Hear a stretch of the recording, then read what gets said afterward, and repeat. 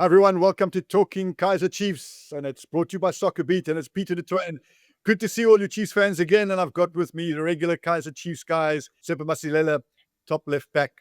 No, hey, Tsepo, love him, peace, and Grant de Smidt, probably, in my opinion, the best analyst in the country, and also a qualified UEFA coach. Welcome, guys. Today we're going to talk about a signing, Velebayi, that really excites Kaizer Chiefs, and hopefully Baartman will follow as well. So, Chiefs fans, that's what we're going to discuss. But before we discuss this, Kaizer Chiefs fans, I want you to back me on here. I watched the Talking Kaizer Chiefs show after the Stellenbosch game. And seriously, guys, I was ecstatic about the result. And you guys were talking about they could have done this, they could have done this. Listen to me. Right this very second, Kaizer Chiefs are joint top of the PSL. And the first time for a long, long, long time. You can't take that away. They're number one. That's the first thing. Secondly, Pirates and Sundowns haven't even won a game. Chiefs are unbeaten. Pirates are not. Sundowns have not had a full house. Yes, it's only one game, but today this is what. Let me tell you something else. Think about it. If you take goals scored for Pirates and Sundowns combined, Chiefs have got double those amount of goals. So Chiefs fans out there, I think to play away from home and come away with a 1-0 victory against a top side, no matter how you win it, it's 10 out of 10. And praise the team. Plus, they do it without Nobby. You know, it's important. That's like a missing a star player. And what I also was very impressed with, I thought they withstood a lot of good pressure from Stellenbosch in the first half. Got a bit of luck, but you make your own luck. And the second half, I thought they were way better. And I think that result, especially on the back of a very poor previous season, is going to stand them in good for the rest of the season. Now, I just hope they don't prove me wrong against Polokwane, and we'll address that then. But guys, I think you owe the Chiefs fans an apology. They ecstatic. They partied on Sunday night. Right. But let's talk about the Velebayi transfer. And again, I don't want to go overboard, but I think, first of all, kudos to Kaizer Chiefs. They've been chasing the guy for a long time. They didn't buckle under pressure and pay the 10 million that Cape Town Spurs wanted last season. They made an offer of 4-5 last season, which was rejected. And now they're picking the player up for nothing. And if I look at the team, I see this. I see Lilepo and Mmodi as the number one wingers. The experienced players will start most games. And then I see youngsters like Vilakazi and Velebayi coming in second half, last 10 minutes, last 20 minutes, bringing that youthful exuberance. Now, I'm not saying Vibayi is ready to come in straight away, but you've also got Duba there. So if I'm just looking at the wing play now, wide men, I'm not talking about the rest. I'm not talking about problems up front or issues elsewhere. If I look at the wide men, I see two experienced players, as good as you probably get in the PSL, with obviously arguments coming from Pirates with their two wide men, and to a lesser extent Sundowns, because they don't particularly play with wide men. But you've got two very exciting young players, in particular Vilakazi. Vibayi has obviously still got to step up. So I think it's an excellent signing. Don't break my heart, Tsepo. You're a fullback. You've come up against any wingers. You've obviously seen Vibayi. I don't think he's going to block Vilakazi's space personally. But first of all, how do you rate that out of 10 as a signing, as not a starter? As a squad player, maybe it's a 7. As a squad player, Peter, also you have to understand, you don't want to have too many youngsters and then they end up not getting any game time. So, because it derails their development, the more you play, the better you become, in my opinion, So, 7 out of 10. And yeah, man, it's an exciting time. We also saw the young Shongwane starting the game. So it shows you that also the coach believes in young players. So that's a plus for him. It's not a squad or a coach where he doesn't believe in giving youngsters a chance. But because he missed the preseason, he should be, behind the pack. But I'm sure he'll work his way up. That's football. You need competition. Good. I agree with you. I would call him a 7 out of 10 as a squad player, putting pressure, coming off on the bench and growing his game, and hopefully eventually forcing players like Lilepo and Mmodi to up their game, because they got this youngster, chasing him. Grant, looking at it from a coaching perspective, surely, in my opinion, this gives Nabi assuming the player's fit and assuming the player grabs the opportunity.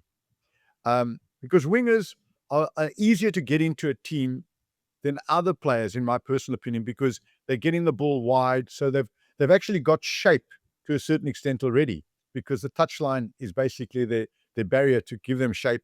They've got to be able to get the ball. I'm not talking about the defensive work, because that's just a natural thing. They're able to get the ball, and they're really going wide or cutting in or playing it back and restarting. So these are not difficult positions to play. And at the very least, you can swing across in and someone has got to get there.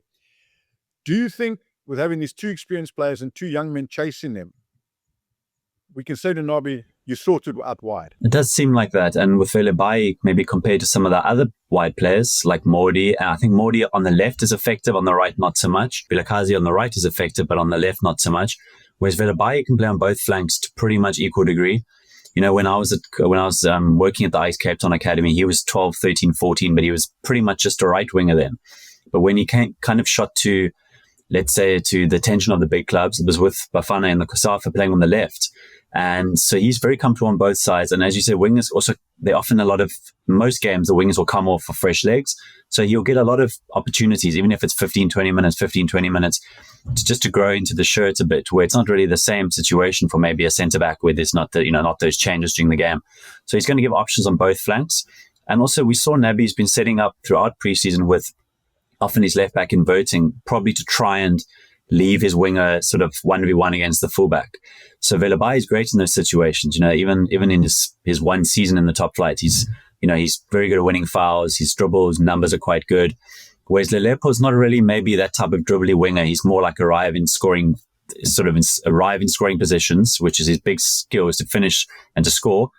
But he's not necessarily the 1v1 winger that Velebayi is. So Velebayi is going to be set up, as you say, to get the ball a lot and to take on his fullback 1v1, which he probably would have done well yesterday against Stellenbosch, where they had Barnes covering at right back. He would have probably been more of a handful. So, yeah, he's going to be an impressive, I think, impact sub initially. But this is a player with only, I think, one PSL goal to his name. Only got 3 goals last year. So it's very much potential they're buying.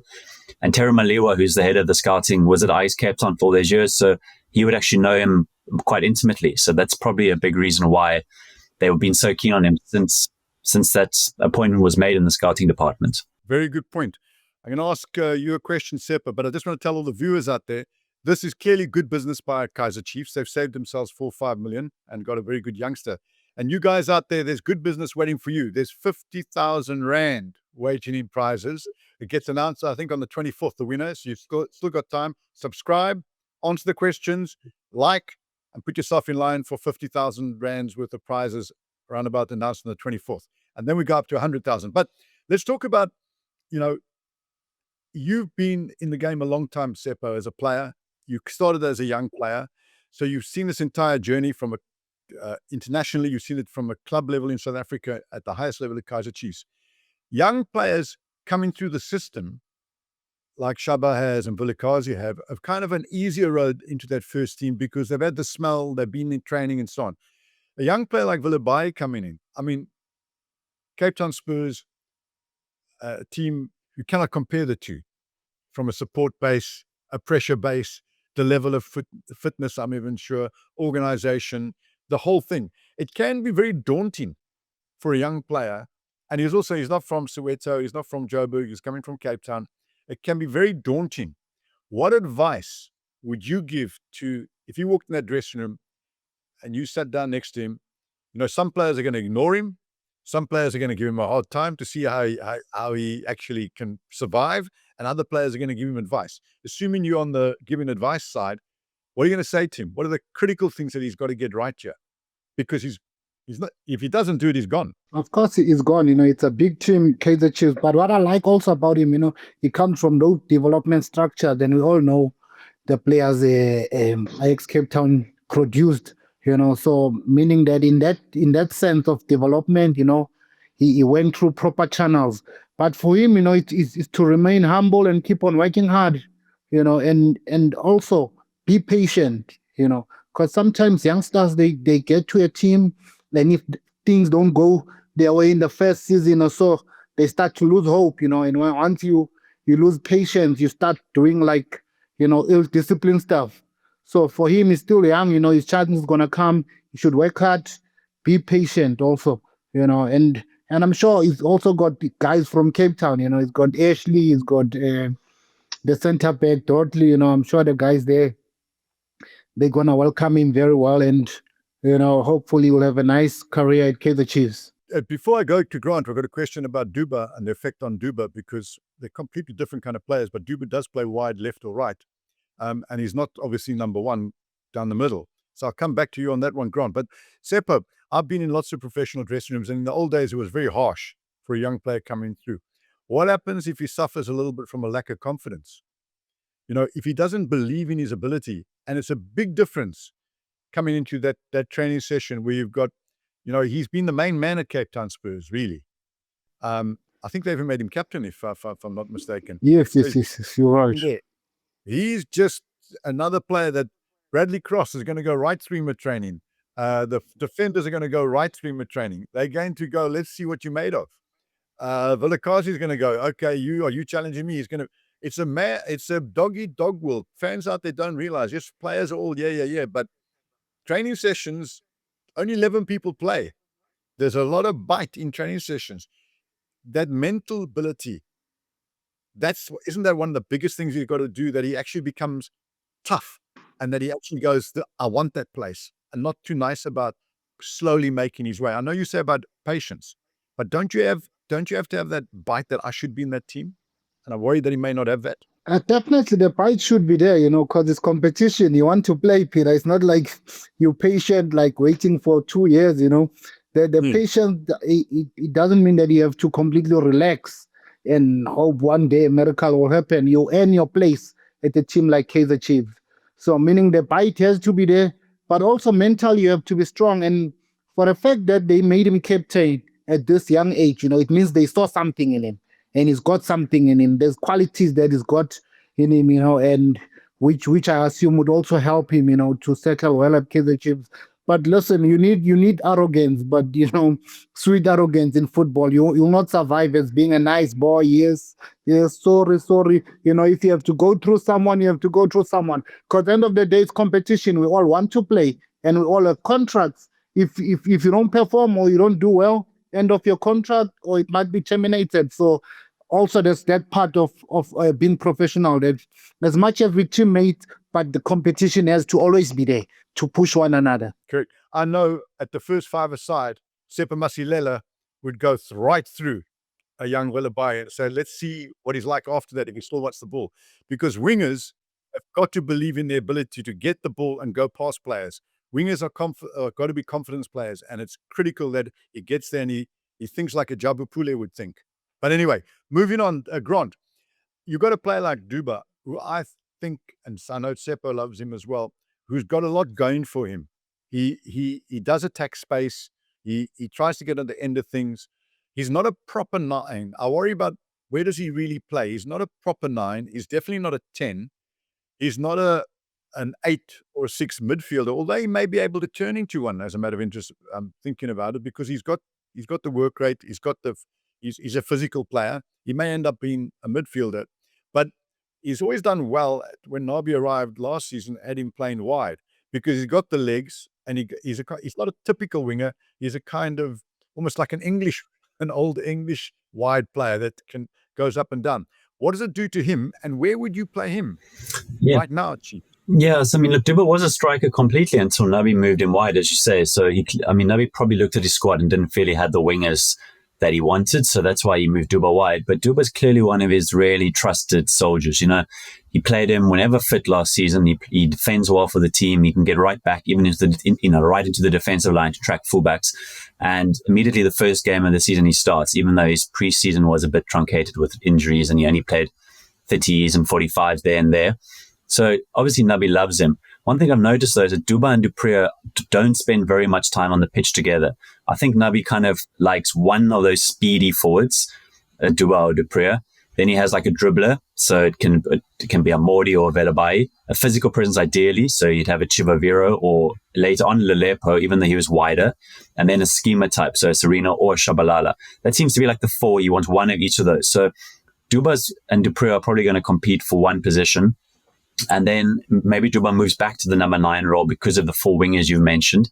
And Dupree as an impact substitute. That's probably how I can probably see it kind of going, because they've got all these options in the wider areas that are more natural.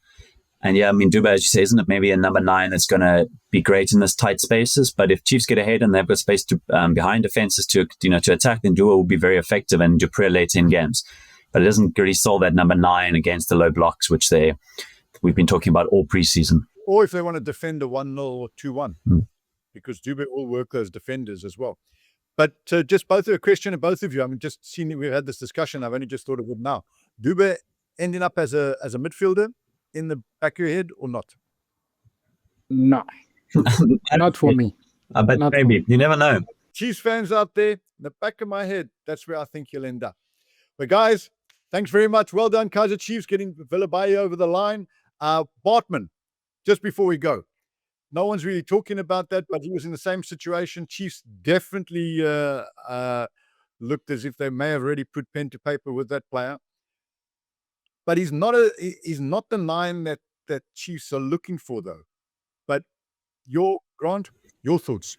I mean, look, he's got a lot of potential. He's still a teenager. He only scored 3 goals in the NFD last year, or the first division, but he didn't play a lot of games, only 12 appearances. But in the previous year, when he made his debut, he scored 2 league goals, one against Kaizer Chiefs. He has got a lot of potential, but we know Chiefs also like to sign strikers who score against them, like Tashreeq Morris. It's for whatever reason, they play against Chiefs. Grant, that would have meant about 12 strikers they should have signed last season. Fair enough. Yeah, he has a lot of potential. He's not a physical player, but he's got a lot of movement. He's also works hard. So he's probably a bit more in the Duba mold, but a bit more of a natural finisher. So it's a lot of potential, but I think ideally you'd probably want to sign him and loan him out if you can find a club that can guarantee him minutes. Foreign clubs are clever. They loan players out, and they charge the club if they don't use that loan player. So the club's incentivized to get them on the field. And if you have a season on loan and he can score 7, 8, 9 goals even in the first division, or play 15, 16 appearances in the top flight for one of the clubs, even if it's some sub appearances, then I think it's going to be a smart signing for the future. Tsepo, before we go, you agree? Yeah, I definitely agree. Looking at the age and the potential, and also, when you bring these young players, sometimes they're hungry, and you get I don't know how Silva is going to feature or how is he going to do, but sometimes you find a situation where the trusted is not doing so well, and the youngster comes on and grab their chances. But I'd also say, if as a coach, you're not going to use the player, it's always nice to be honest to players for their development, loan him out and, observe him from far, and, you can always bring him in as your player. And I'm sure such players, they get long-term contract, like 5 years or 3+2, so it's one to have. My opinion, he's the most natural finisher on that list of players we've been speaking about. He has got an instinct for finishing. He's a striker. He's a proper striker in that fact he likes to score goals. He's selfish in the box. He actually turns in to have a shot, even when sometimes people are available behind him. He definitely wants to score goals. Whether he can maintain that at Kaizer Chiefs, that instinct that never mind anybody else, I'm going to score goals, and he's quick. And he's got a great balance. He's got a low center of gravity. Yes, he doesn't have the height, but he's somebody that I think if Chiefs sign, he could bring something in the last 20 minutes of games that they don't get from anybody else. Dupree's got that same pace, but he just, unfortunately, not a finisher. But guys, thanks very much. Guys in the Chiefs fans in the comment section, let us know about the Velebayi, what you think about Baartman, and everything else the guys have said. As usual, Tsepo, top-class stuff. Grant, same. Look forward to the Polokwane game. That should be 3 points. Polokwane were very poor against Orlando Pirates, and Chiefs have proven that they're a better side than Orlando Pirates at the moment. Cheers, guys. See you soon.